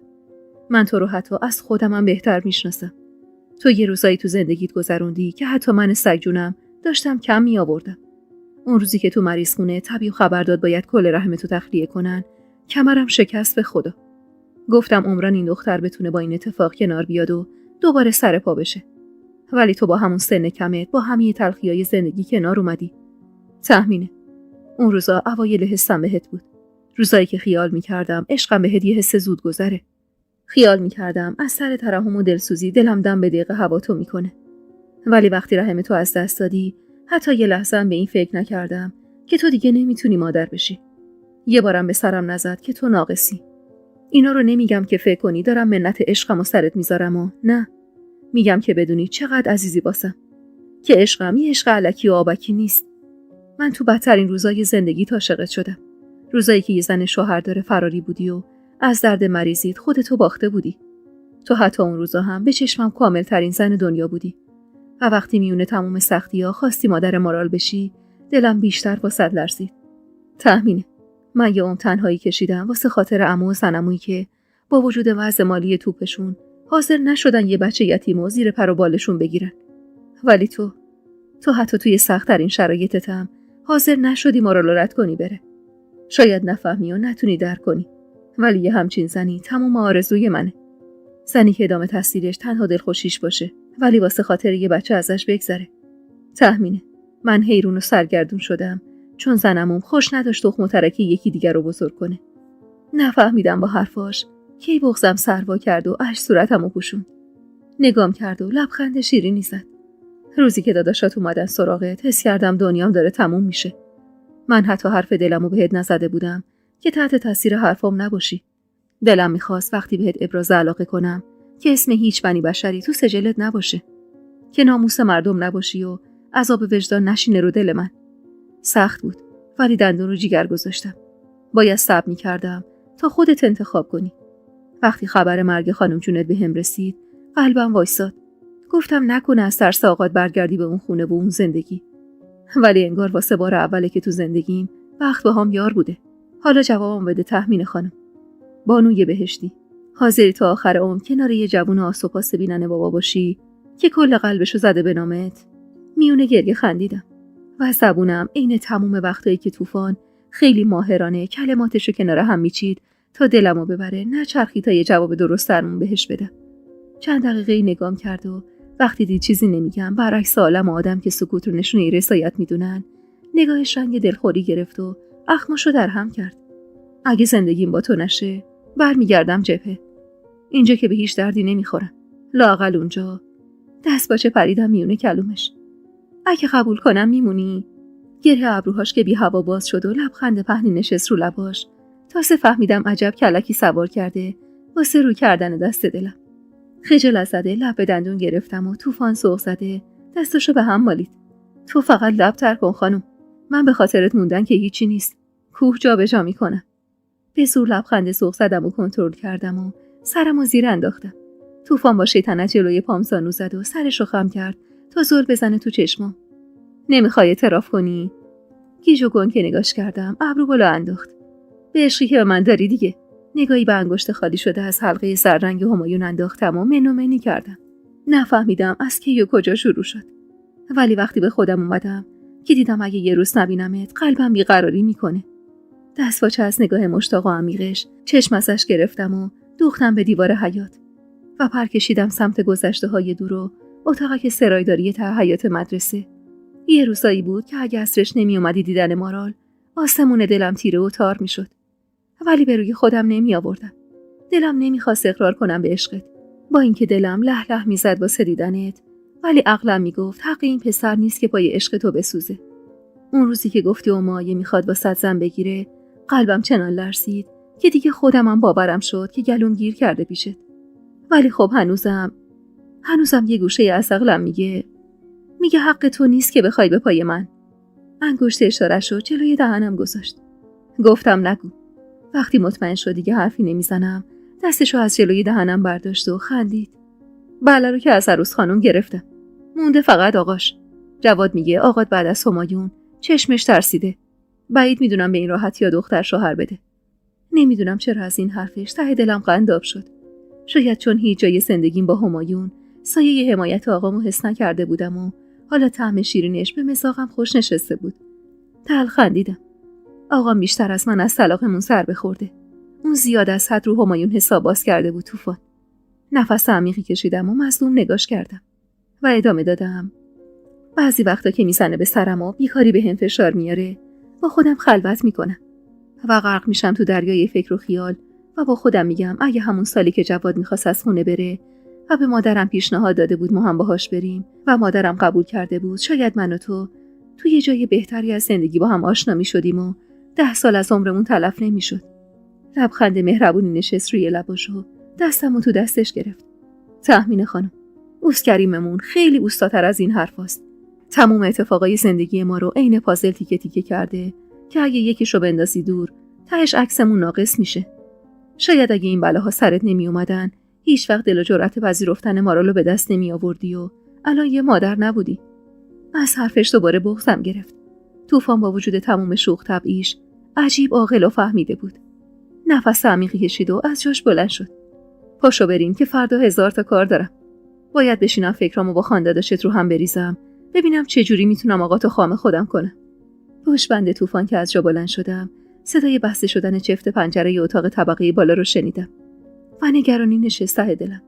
طوفان چشماش از ذوق و امید برق میزد و منم اگه وقتی برمیگشتم تو اتاق نفسای نامنظم مهری رو نمیدیدم، ذوقم ته نمیکشید و تا خود صبح توان خیال بافی داشتم. از اینکه مهری واو حرفامو با طوفان شنیده بود، ته دلم خالی شده بود و ترس برم داشته بود. با اینکه من اون لحظه یه زن تنها و مجرد بودم، ولی بازم از مکر و کینه این زن وحشت داشتم. علل خصوص الانی که رابطه پدر و مادرم خوب شده بود و گاهی به چشم می‌دیدم که مهری چقدر با حرص نگاشون میکنه. تا خود صبح تو رخت خواب غلط زدم و این پهلو به اون پهلو شدم. هوا گرگ و میش بود که چشمام گرم و پلکام سنگین شد. مامان، نمیخوای بیدار بشی؟ پاشو دیگه، همه رفتن پایین. با صدای مارال به زور لای پلکمو باز کردم. تمام تنم از بیخوابی شب گذشته کوفته و له بود. تو رخت خوابم نشستم و دستامو از دو طرف کش دادم. جز من و مارال تو اتاق کسی نبود و تمام رخت خوابا مرتب یه گوشه تا خورده بودن. صبحت بخیر دختر خوشگلم. چرا زود بیدار شدی مامان؟ مظلوم نگام کرد. خواب دیدم داداش طوفان برگشته جنگ. مامان، میشه بهش بگی نره؟ با خنده تو بغلم کشیدمش و دستمو دور گردنش حلقه کردم. قربونه چشمات برم. غصه نخور. نمیذارم بره. قراره تا همیشه پیشمون بمونه. چشمای درشتش از ذوق برق زد و صورتمو بوسید. مامان، مهدی راست میگه که تو میخوای با داداش طوفان عروسی کنی؟ مهدی پسر جواد و مهری چند ماهی از مارال من کوچیک‌تر بود و اینکه از این ماجرا خبردار شده بود نشون میداد مهری و جواد پیشش زیاد حرفشو زده بودن. بدون اینکه خودمو ببازم نگاش کردم. اگه راست گفته باشه تو ناراحت میشی یا خوشحال مامانی؟ سوق زده لبخندی زد. من داداش طوفانو خیلی دوست دارم مامان. صورت گرد و پنبه‌ایشو بوسیدم و با صدای مادرم از جام بلند شدم. پس پاشو بریم پیشش تا در نرفته. همه دور سفره صبحونه نشسته بودن که دست و دست مارال از پله‌ها پایین اومدم. با دیدن طوفان که کنار آقام نشسته بود خجالت زده سلام کردم و با چشم دنبال مهری گشتم تا ببینم عکس العملش چیه، ولی نبود. نه مهری سر سفره بود نه جواد. کنار مادرم نشستم و آروم لب زدم. پس مهری و جواد کجان؟ شونه بالا انداخت. نمیدونم. صبح که بیدار شدم نبودش. هرچی صبر کردیم نیومد. جوادم خیلی عصبیه. رفته همین اطراف دنبالش بگرده. قلبم از اضطراب و نگرانی به تپش افتاد. ولی سعی کردم به روی خودم نیارم. دست پاچه شروع کردم به لقمه گرفتم واسه مارال و همزمان سنگینی نگاه طوفان رو روی خودم حس می‌کردم. طوفان منو از خودمم بهتر بلد بود و مطمئن بودم از رنگ پریده و دستای لرزونم فهمیده یه چیزیم هست. با صدای زنگ در حیاط ترسیده نگاش کردم و اون سعی کرد با چشم و ابرو حالمو بپرسه و من تمام حواسم به مهری و جوادی بود که وارد خونه شده بودن و با هم کلکل می‌کردن. آخه کله سحری کجا رفته بودی بی خبر؟ مهری همون جوری که زیر چشمی نگام می‌کرد بی خیالی گوشه نشست. داروهام تموم شده بود، باید میرفتم میگرفتمشون دیگه. دستای لرزون و هل زده‌اش که سعی داشت جعبه قرصاشو باز کنه نشون میداد داره دروغ میگه. و شاید جواد واسه همین کوتاه اومد و یه گوشه نشست. و هر جون کندنی بود صبحونه رو خوردیم و بساط سفره رو جمع کردیم. تمام مدت مادرم با شک و دودلی به مهری نگاه میکرد و مهری این گناهکاری که دستش در شرف فرو شدن باشه نگاهش رو ازمون میدزدید. نزدیکای ظهر بود. جواد و طوفان به دستور مادرم وسایل خونه رو جابجا میکردن و آقام یه گوشه نشسته بود و کاری سبک‌تر رو انجام میداد. بالا سر جمیل وایساده بودم و کمک میکردم تا شیلنگ گاز رو بس کنه که با صدای وحشتناکی از جا پریدم. انگار که یکی با مشت و لگد به جون در افتاده بود و آقامو صدا میزد. صدایی که به گوشم آشنا بود. تهدیداش و حضور طوفان توی خونه ترس به جونم مینداخت. باز کن این در لامصب و منصور خان. حاشا به غیرتت. وحشت زده دویدم تو حیاط. جواد راشو سد کرده بود ولی بازم میتونستم صورت خشمگینش رو ببینم. آقام هرسی سر به تخت سینه‌اش زد. چه مرگته پسر؟ چرا معرکه گرفتی؟ نگاه همایون میخ صورت طوفان بود و من تموم تن و بدنم از ترس میلرزید. مطمئن بودم مهری زهر خودش رو ریخته و خیال کرده حالا که 1 ماه از عده خیالی من مونده میتونه با خبر کردن همایون جلوی وسط منو طوفانو بگیره. همایون براق شد تو صورت آقام. حاشا به غیرتت منصور خان. مهر طلاق دخترت خوش نشده، دست معشوقش رو گرفتی آوردی تو خونت.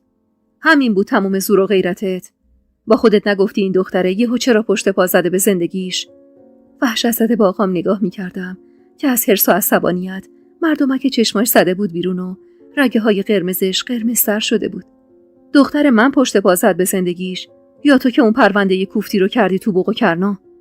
آقام اینو گفت و توی چشم هم زدن جوادو پس زد و یقه پیرهن همایون رو چنگ زد. حالا اومدی غیرت منو ببری زیر سوال؟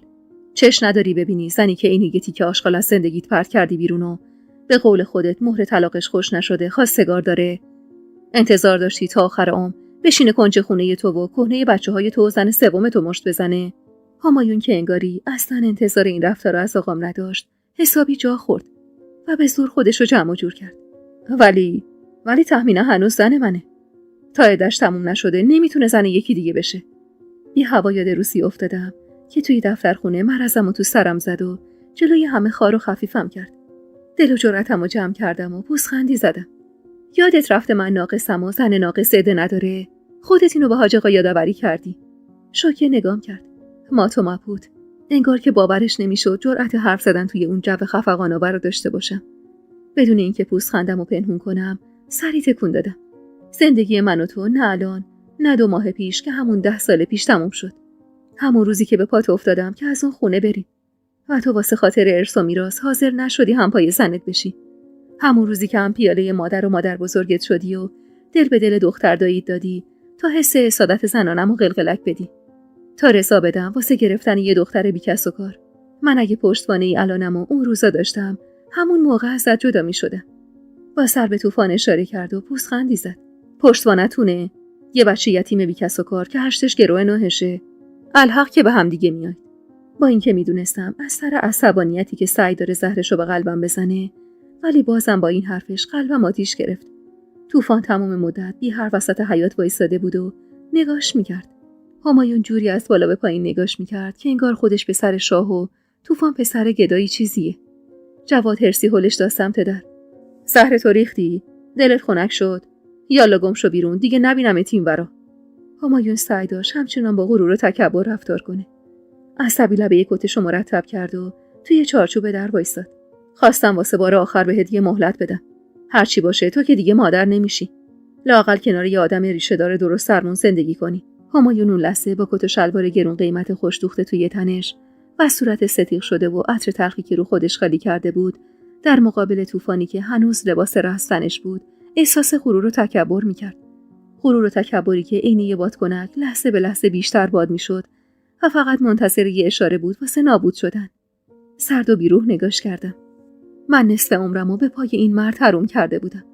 مردی که هیچ بویی از انسانیت نبرده بود و واسه خالی کردن حرص خودش همه چیزو زیر پا میذاشت. و اصلا این خیالشم نبود. اون چیزی که زیر پاش داره له میکنه عزت نفس و غرور یه آدم بیگناهه. جواد طاقت نیورد و با حرص هلش داد تو کوچه و درو به روش بست. خجالت زده لبه ایوون نشستم و صورتمو با دستام پوشوندم. حتی روی اینو نداشتم که به صورت طوفان نگاه کنم. حرفای همایون خیلی تلخ و گزنده بود. کدوم حرومزاده‌ای نشونی این خونه رو به این پسر داده؟ بی حوصله سر بلند کردم و چش دوختم با آقا که با حرص دور و برش رو نگاه میکرد. کلافه نالیدم. کار کی میتونه باشه جز اون آدمی که صبح کله سحر از خونه زده بیرون؟ آقا انگار منتظر یه اشاره از سمت من بود که خیز برداشت سمت خونه. جواد چپ چپ نگام کرد و به سرعت راه آقامو سد کرد. آقا جون اجازه بدید خودم حلش کنم. شاید انتظار بیجایی بود که دلم میخواست جواد جلوی جمع گوشه مهری رو بپیچه و حقش رو کف دستش بذاره. مهری ترسیده پشت پنجره وایساده بود و پوست لبش رو به دندون گرفته بود. جواد تو گوش آقام چیزی گفت و قدم برداشت سمت اتاق و همزمان مهری پرده رو انداخت. جو سنگینی بود و مطمئن بودم طوفان بیشتر از هممون معصب شده. تک سرفه مصلحتی کرد و کنار آقام وایساد. حاجی شرمنده، اسباب زحمت شدم. من دیگه رفع زحمت کنم با اجازهتون. غمزده نگاش کردم. شونه‌هاش افتاده و چشماش دلمرده و غمگین بود. مارا شلوار خاکی رنگش رو چنگ زد و به حالت گریه نالید. داداش تو قول دادی بمونی. زانو زد و با دستاش صورت مارالو قاب گرفت. من زیر قولم نزدم مارال جان. ولی الان اصلا وقت مناسبی نیست. لرزش و بغض صداش حالمو دگرگون میکرد. طوفان بدون اینکه نگام کنه خجالت زده زیر لب خداحافظی کرد و ساک دستیشو از گوشه ایوون برداشت و رفت. آقام خیره نگام میکرد و من روی اینو نداشتم در مقابل چشمش اشک بریزم. مارال لجوجانه پا به زمین میکوبید. من از این آقای بدم میاد. اون که اومد داداش ناراحت شد و رفت. گوشم به جر و بحث جواد و مهری بود و چشمم به مارال. مادرم کلافه گوشه ایوون نشست. خدا آخر عاقبت هممونو به خیر کنه. این دختره مخش پاره سنگ برمی‌داره. باید این دفعه جواد حسابشو کف دستش. بی هوا که در اتاق باز شد و جواد و مهری دست و دست اومدن بیرون، مادرم حرفشو نصف نیمه رها کرد. چشمم به نگاه پرغرور و خیس از اشک مهری بود که جواد به سرش رو صدا زد. مهدی بابا بدو بریم. آقا جون ما میریم خونه خودمون. اینجا مهری یکم تحت فشاره. با دهن نیمه باز نگاش میکردم که پشت کفشش رو برکشید و از پله ها پایین اومد. چطور با 2 قطره اشک مهری اینطوری خام شده بود؟ مامان گلبانو عصبی راشو سد کرد. کجا را تو گرفتی میری؟ جای اینکه حسابشو کف دستش بذاری میخوای ازش تقدیرم بکنی؟ بره خانومانه تو خونش بشینه که اعصابش خورد نشه. جواد اخماشو در هم کرد و با اشاره سر به مهری و به سرش گفت برن تو کوچه. مادر من انتظار نداری واسه خاطر این کارش 3 طلاقش کنم که؟ یه خبطی کرده دیگه. خامی کرده، خیال کرده تهمینه برمیگرده به شوهرش. سردرگم از این همه سادگی جواد نفسمو بیرون دادم و برگشتم تو خونه. اون روز جواد با خانواده‌اش از خونه آقام رفتن و حتی سراغی از طوفان که وسط بحبوح گم و گور شده بودم نگرفت. با رفتن جواد جمیلم خیلی زود به وضع خونه سر و سامون داد و دست زن و بچه‌شو گرفت و رفت. بعد از 3 روز که به خونه جدید نقل مکان کرده بودیم همه چیز امن و امان بود، غیر از دل من که این مرغ سرکنده بیقراری میکرد. نه خبری از طوفان داشتم نه جواد میومد دیدنمون.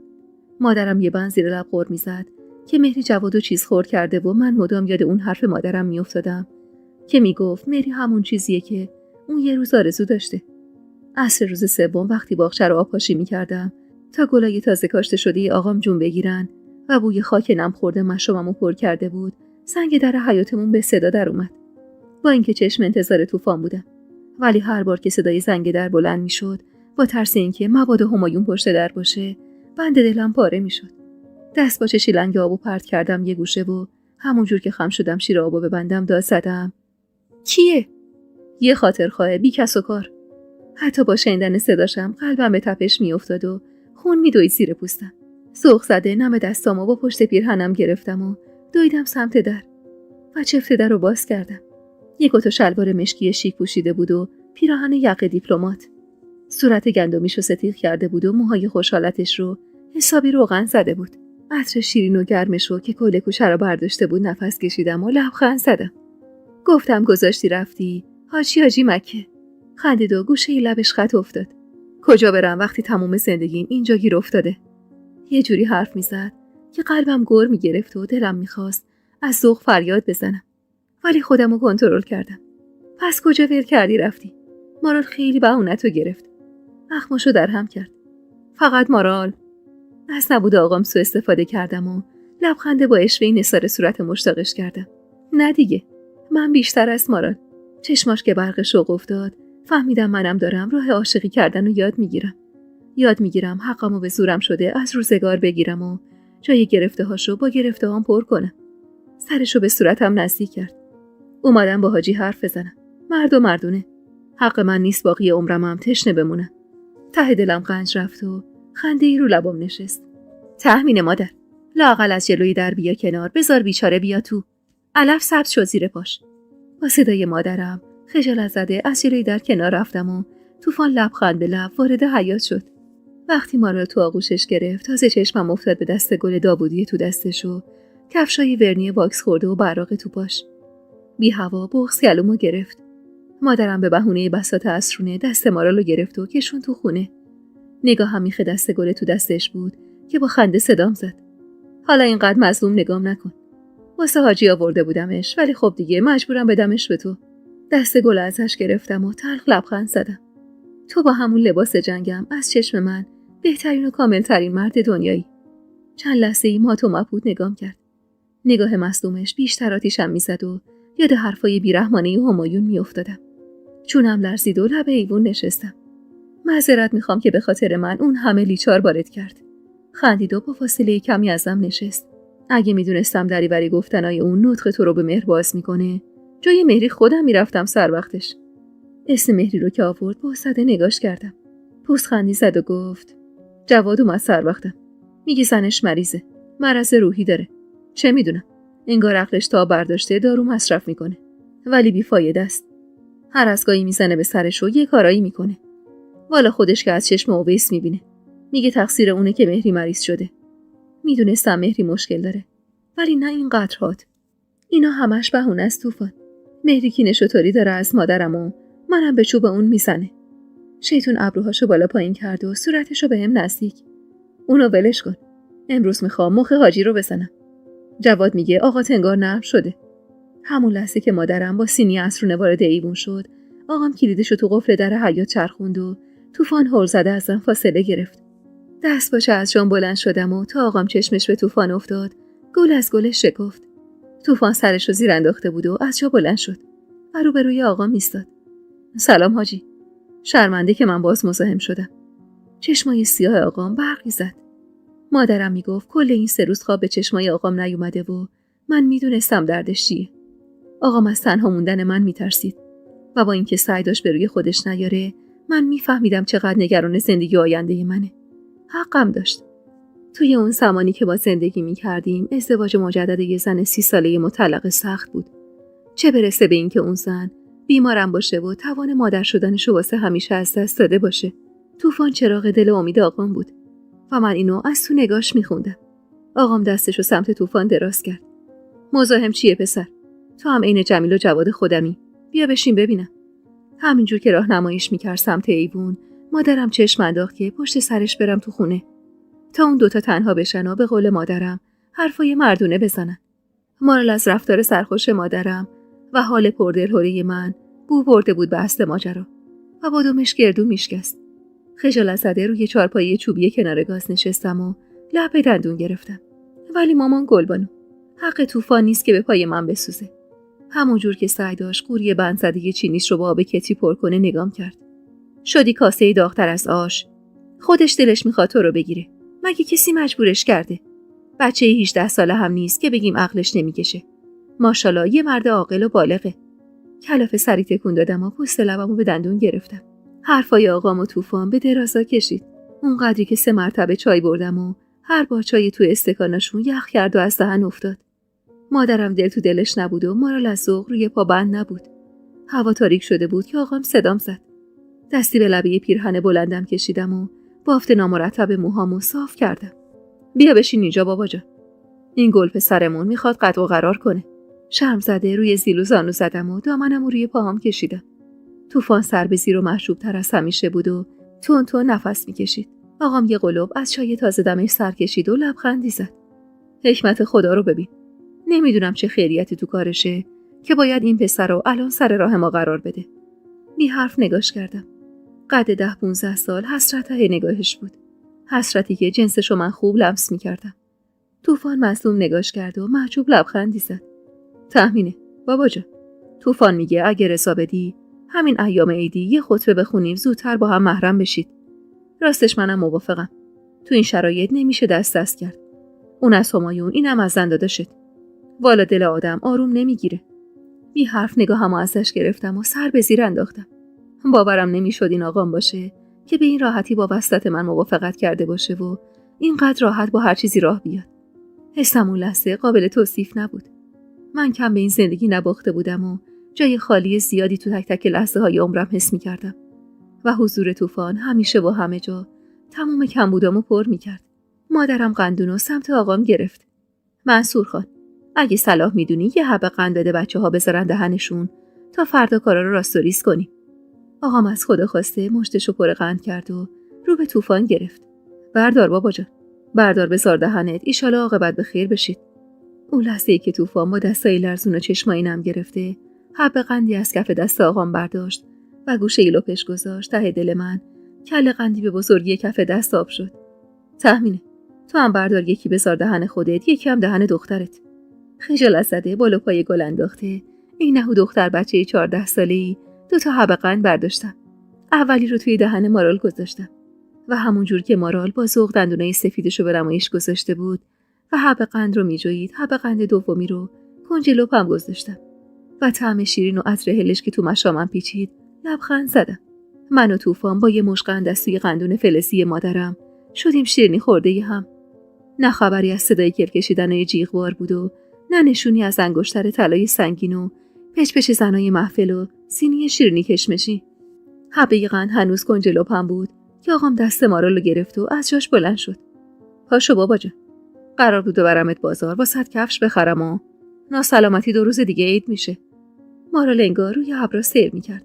مهر و محبت آقام و حضور طوفان انگار تمامی چیزی بود که دخترکم از این دنیا میخواست.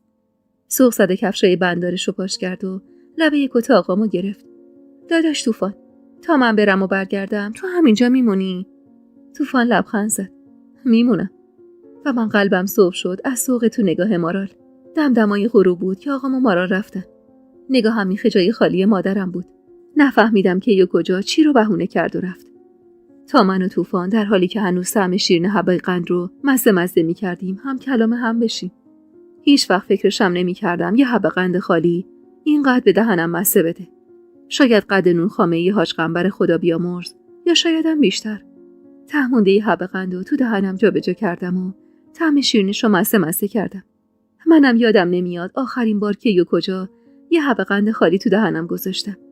شاید آخرین بار همون 4-5 سالگیم بود که به دور از چشم مادرم دوستکی رو پنجه پام وای میستادم و حبه قندی از قندون روی تاقچه کش میرفتم و بعد از اون صدای دادا هوار مادرم بلند میشد و تهدیداش از کرم خبیثی که شبونه دندونامو سیاه میکنه. اما این یه دونه قند قد چند تای اون حبه قندای بچگی مزه داد. همونقدر لذیذ و شیرین. حرف که میزدم با ذوق نگاه میکرد و من جون میگرفتم از این نگاهش. تهمینه. میدونم که یه اون تو ناز و نعمت بزرگ شدی و من آس و پاسم. ولی قول میدم خیلی زود خودم رو جمع جور کنم و یه زندگی خوب واسط بسازم. نگاهش کردم. انگار یادش رفته بود 10 سال از عمر 30 ساله من تو اتاقی که ته حیاط مدرسه سر شده بود. خندیدم. طوفان، تو فقط تا وقتی زنده‌ام همینجور صاف بمون. عین کف دست. خندید و دستمو تو دستش گرفت. به روی چشم روز خانومه. عطر پلوی مادرم کل حیاط و ساختمونو برداشته بود و گرمای دست طوفان قلبمو گرم میکرد. همه چیز عین یه رویا بود. یه رویای شیرین واسه من تلخی کشیده‌ای که هر دم وحشت اینو داشتم که از خواب بپرم و تموم رویاهام دود بشه بره هوا.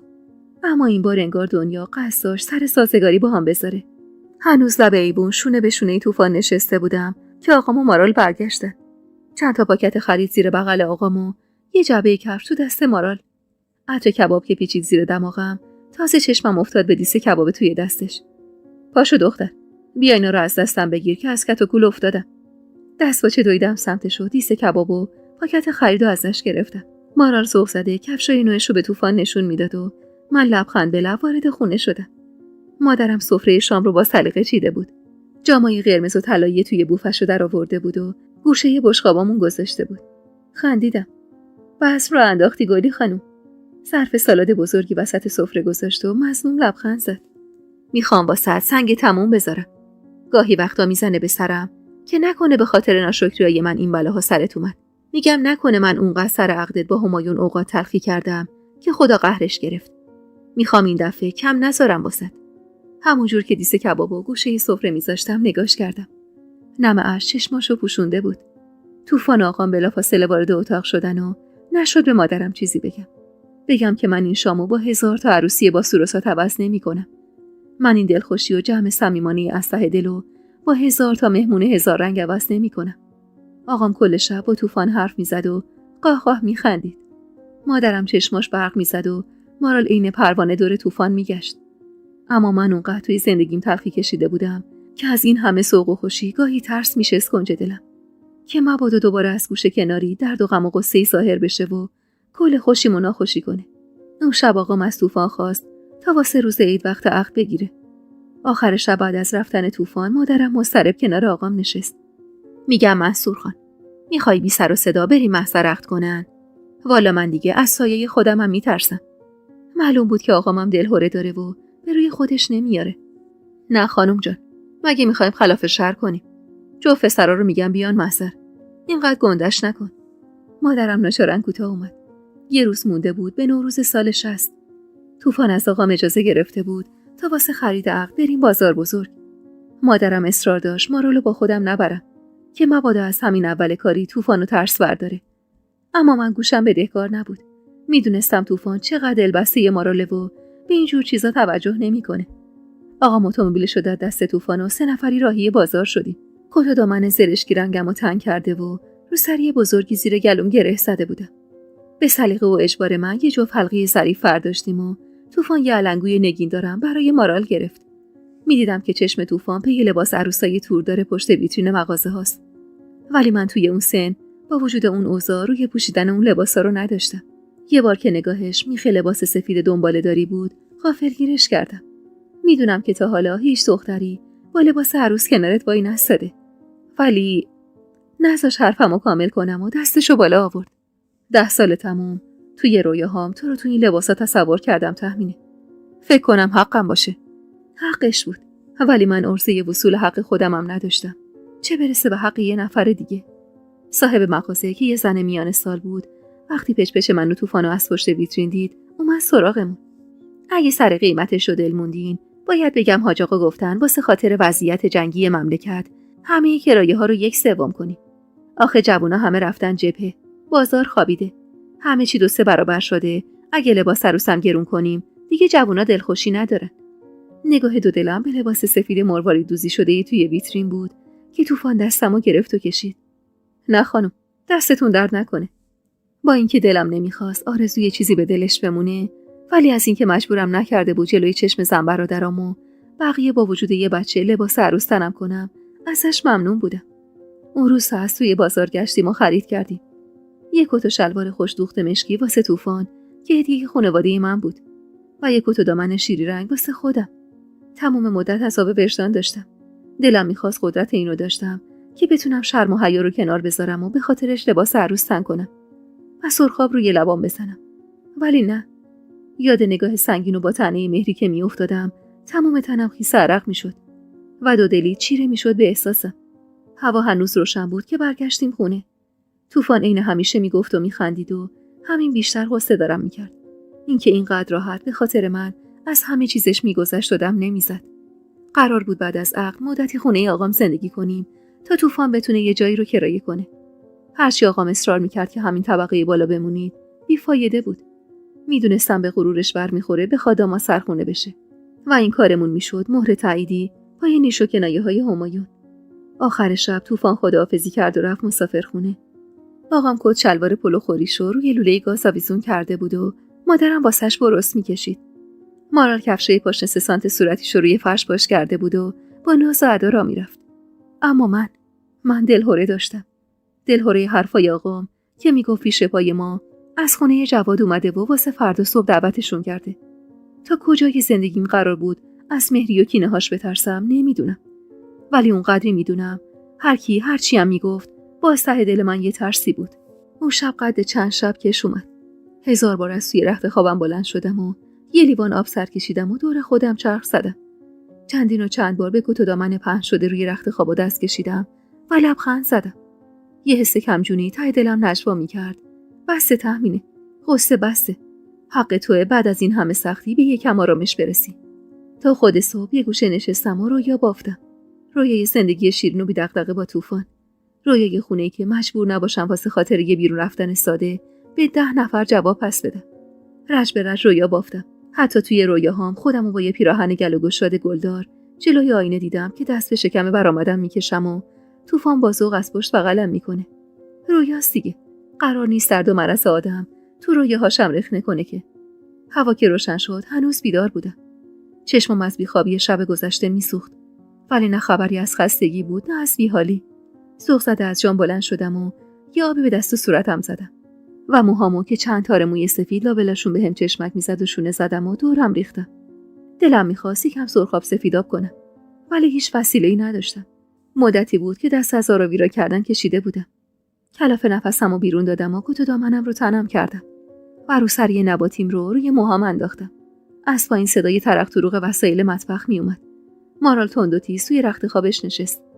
صبح شده مامان. خندیدم. آره عزیز دلم. پاشو.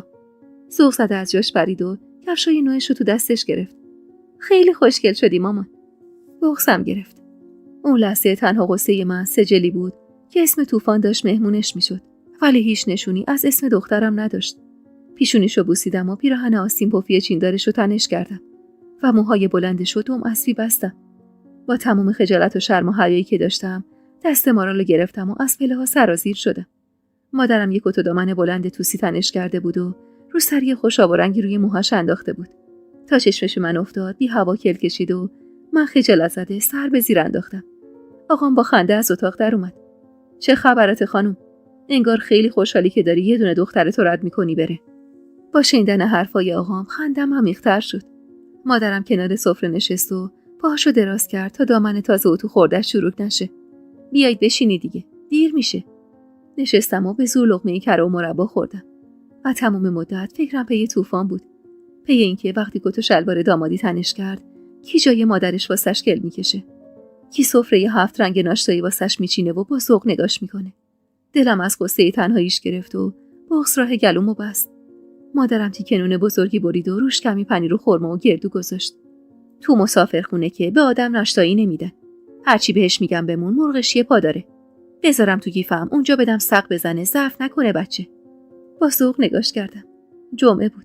29 اسفند ماه. قرار عقدمون ساعت 10 صبح بود توی دفترخونه. 8:30 شب سال تحویل میشد و مادرم میگفت خیلی خوبه که تا لحظه سال تحویل به هم محرم میشید.